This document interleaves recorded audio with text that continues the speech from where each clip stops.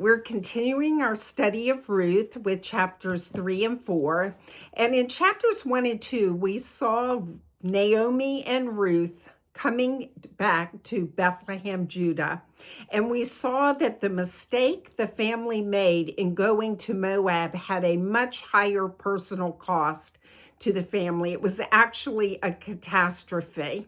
Naomi tells everyone on her return, "Don't call me Naomi," which means my pleasant one. "Call me Mara, because I am bitter.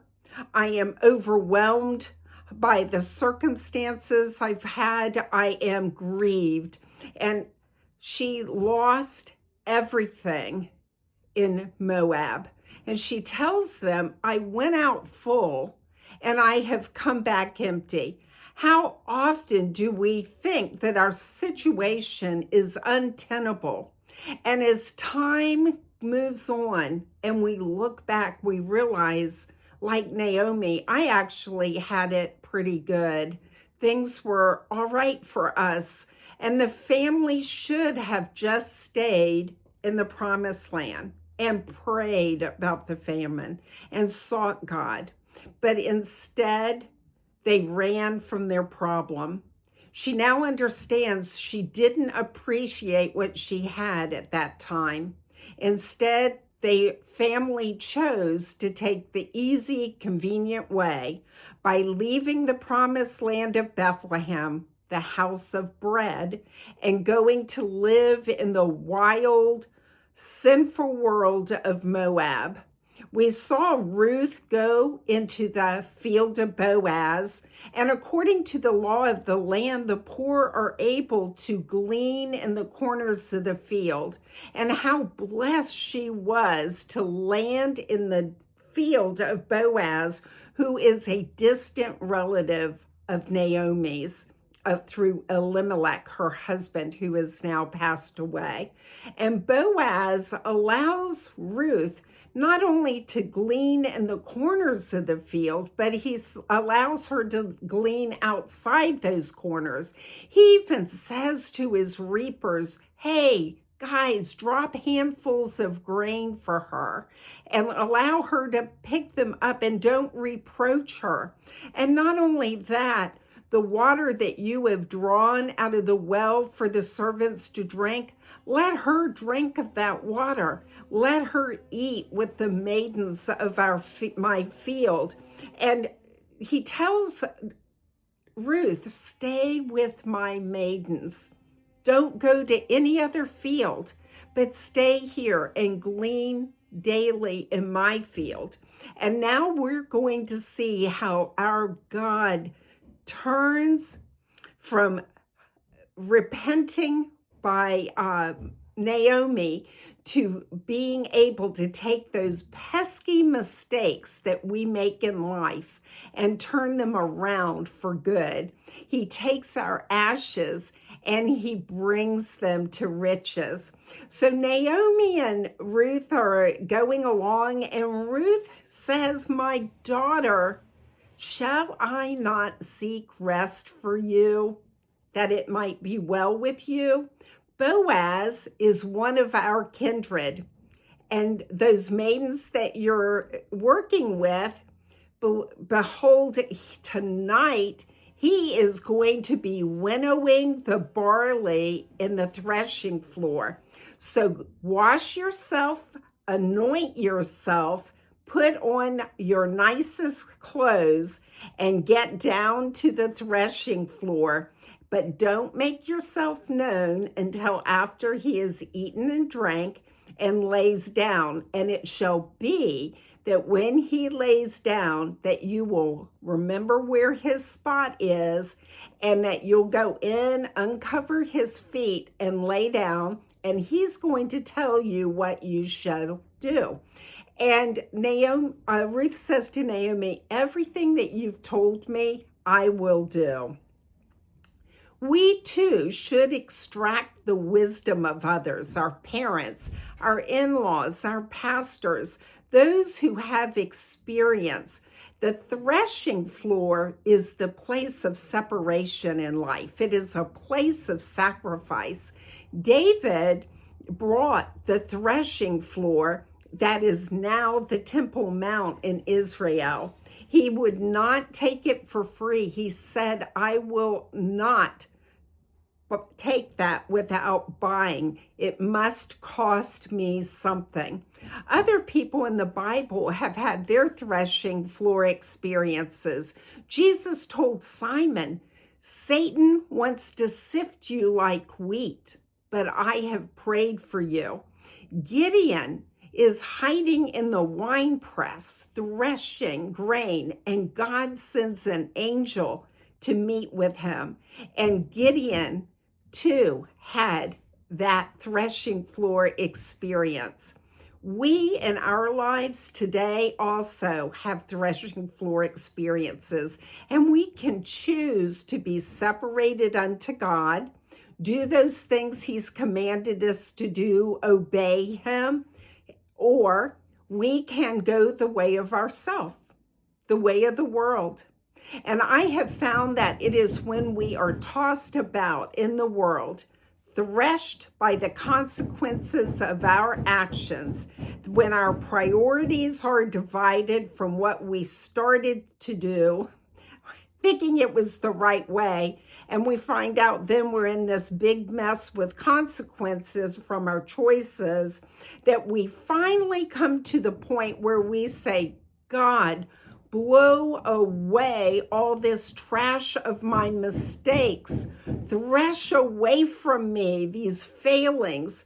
Restore to me, O Lord. That is when God does a miraculous work. God separates the things that are good. And this is the time of opportunity. Give it all over to God. Lay yourself at his feet and gain a whole new relationship with him. So we see Boaz has eaten. He's married because he's had a great harvest, and he goes and he lays down at the end of the heap of corn, and Ruth comes out when he is sound asleep, uncovers his feet, and lays at his feet. Now, this is not inappropriate. It is not some weird sexual thing that's happening. It was customary at that time. And what happens is Boaz wakes up at around midnight and he realizes somebody is at his feet and he is afraid. He doesn't know if it's someone to steal the harvest or what. And he's like, who are you? And she says, behold, I am Ruth, thine handmaid. Spread your skirt over thine handmaid, for you are a near kinsman. What she has just done is a little more than Naomi said, because she has just proposed to Boaz. And what she is saying to him is, I want you to have authority over me. I want you to take control. You have the ability as a near kinsman to redeem me. I no longer want to walk around in the washpot of Moab. Will you cover me? I want to be linked to you. I want you to watch over and provide for me. And this is a very wealthy man who can utterly change the lives of Naomi and Ruth. But what few understand, and what almost no one teaches, is that when God wants to bless you, he doesn't start out giving you the reward. He starts with refining you as fine gold. He doesn't give you the crown first. He gives you the crushing, the refining. And not because you're being punished, but because you are being prepared for what he has for you. The most powerful blessings in life are too heavy for the untested. They would destroy a person whose character has not been tempered in the fire. And so the fire comes first, not to burn you, but to purify you. Ruth had proven her character, by her oath to Naomi, by leaving her homeland, by embracing the God of Abraham, Isaac, and Jacob. She is living righteously in this foreign land. And Boaz says, wow, blessed be thou of the Lord, my daughter, for thou hast shown more kindness in the latter end than at the beginning, inasmuch as thou followest after not the young men, whether they were rich or poor. But now, my daughter, fear not, I will do all that you requirest. For all the city of the people know that you are a virtuous woman. And now it is true that I am your near kinsman. However, mic drop, there is a kinsman redeemer who is of closer relationship. So Boaz knew that Ruth had choices. Jesus, too, like Boaz, desires a bride. He wants an intimate relationship with you. He knows you can choose to go another way. You can do other things. You can go live in the world. But when you choose to live in his presence, reading his word, singing praises, gathering among his people, he loves this and he blesses you. Don't worry. Jesus says to us, I will do everything that you have need of. You are a bride worthy of winning to me. We have so much trouble understanding how much he loves us. God is so willing to do so much for you if only you will obey. And the precise moment that God is closest to you is not when you're most comfortable, but it's in the crushing, because that's when we become moldable. That's when our ego cracks. That's when the illusions of control, perfection, and self-sufficiency are shattered. And that is left something behind that is very real.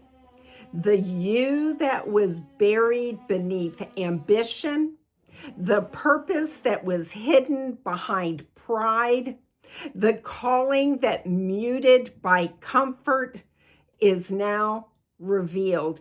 And you see, we want the reward, but we avoid the resistance. We pray for the promise, but we fear the process of getting there. And yet, God does not give prosperity to those who have not been broken enough to handle and carry it. Because unbroken people build fragile empires, and fragile empires collapse at the first wind of challenge. So Boaz says to Ruth, tarry tonight. Don't let anybody know that you were here. And tomorrow I will do the part of a kinsman to you if this other relative will not do it. But I've got to get busy taking care of finding out about this other relative. So she laid at his feet all night. She got up early. He gave her a big load of the harvest to carry home. And she heads back to her mother-in-law, Naomi.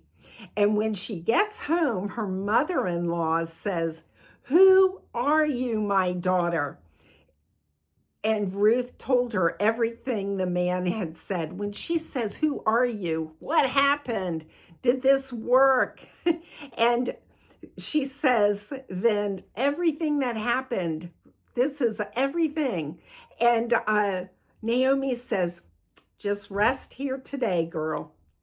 That man is not going to stop until he accomplishes what he told you he would do.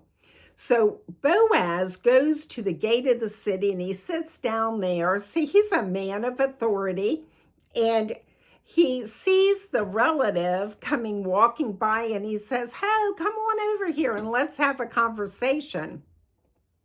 And the relative comes over and he says, "Listen, Naomi is back in the town, and she is selling part of the land that was our brother Elimelech's.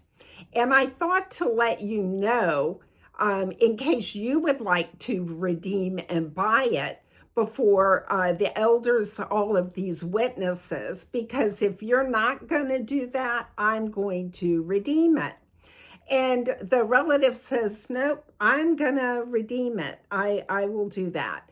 And Boaz says, "Well, the day that you buy this from the hand of Naomi, remember that you also have to take as your wife Ruth the Moabitess in order to raise up a child of the dead for Elimelech and her husband Mahlon's name."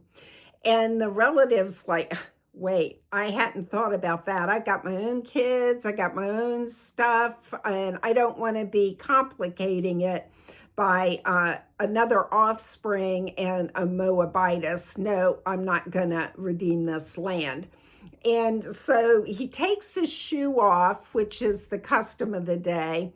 And as Boaz says, "In the face of all of these witnesses, then I am going to redeem the land in the name of Naomi for Elimelech and Mahlon's memory, and I will take Ruth to be my wife to raise up the name of the dead as an inheritance."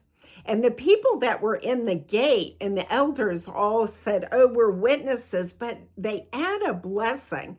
They say, "The Lord make the woman that is come into thine house like Rachel and like Leah, which two did build the whole house of Israel, and do thou worthily in Ephratah, and be famous in Bethlehem." That is actually prophetic because it actually led to a blessing, and a famous blessing for Bethlehem that we're going to get to.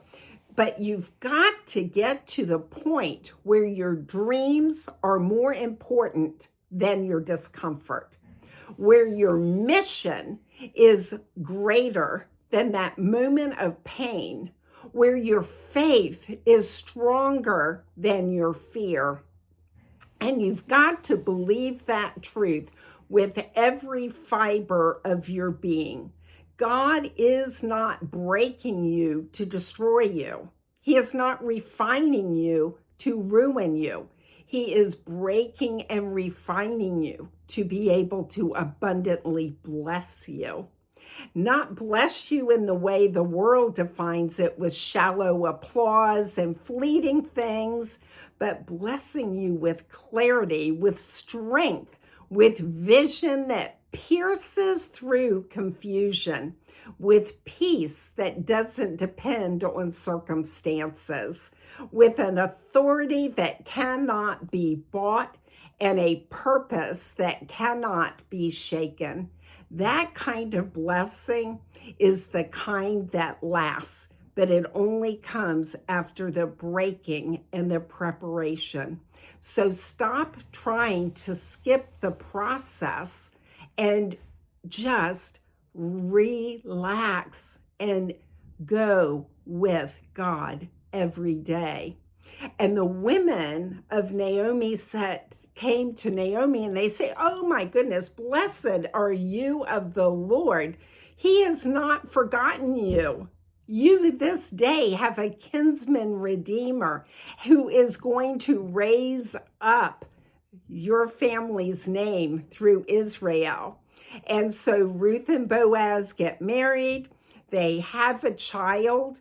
And the amazing thing is their child, Obed, becomes the father of King David. So Ruth the Moabitess and Boaz are actually in the line of Jesus Christ. What a great blessing that is. So stop asking God for greatness and rejecting the path that he needs to put you through to get you there. The reason many people never rise is because they lack the ability to go through the course that God has for them. Instead, they go running off into Moab and staying in the world. But if you would just go on through the refining process, and not run from the pressure, that you understand there cannot be power in your life without first having endured the pressure of refinement. If you want to build something legendary, if you want to make an impact that outlives you, stop looking for shortcuts. Stop looking for the easy way out, because every master was once broken. Every visionary was once alone. Every leader has once been misunderstood. Every great blessing was once wrapped in a great burden. So here's your moment. Here's the silence. Here's the discomfort. Here's the breaking. The question is, will you run from it? Will you rise to endure through it? Because the blessing is just on the other side. But whether you're ready for it, whether God can give it to you, depends on you. If you stay with the course, if you surrender to the shaping, to the tension, to the fire, you will rise. But it is painful. It will stretch you outside your comfort zone. It will strip you of your pride and illusions. But in that space where nothing is certain and everything feels like at that moment it is all falling apart, that is where your true self is born. Just like Gideon, where God said to him at the very first meeting as he's hiding in the winepress, "You are blessed, thou mighty man of valor." God sees in you exactly who you were created to be, what you can be, that your true self is. But the truth is, you don't need to be rescued. You simply need to be rebuilt. You don't need sympathy. You need the structure of God's refining fire. You need the daily discipline that will sharpen you. You need the mindset that will refuse to be defined by temporary pain. You need to remind yourself every day, every hour, and sometimes every minute, if necessary, that this breaking that you are going through, this refinement, is not the end of your story. It is the beginning of your becoming. Now lift your head, stand in the fire, speak faith out loud, tell the world, and more importantly, tell yourself that this breaking will not bury me. It will build me, because you were not made to be soft. You were made to be shaped by adversity. You were made to be refined by the purposes of God. And you were made to carry a blessing that lasts, not one that impresses for a season, but one that establishes a legacy that goes for generations. The breaking may feel unbearable. The becoming will be unforgettable, though, if we only hold on. Because our pesky mistakes, now what? God has a plan, but the real question is, Will you submit? Will you endure? Will you allow the refining? Because great blessing, my friend, is on the other side. So God loves you and has a plan for your life. Let's embrace it.